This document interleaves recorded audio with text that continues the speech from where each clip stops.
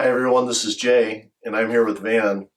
And today we're going to talk about a character transition that takes place in the lives of Christians. And that character transition is from being arrogant to being assertive, God-centered assertiveness, but from being arrogant to being assertive. And we begin with this truth that God the Father is assertive.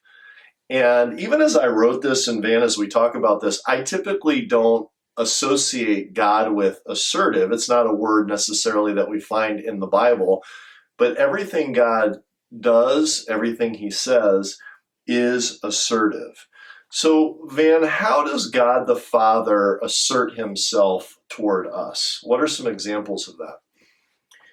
Well, God assertively chose us. From the beginning of time, he set his affection on us. But he also assertively called us to himself. The day that we heard the gospel for the first time, he called us.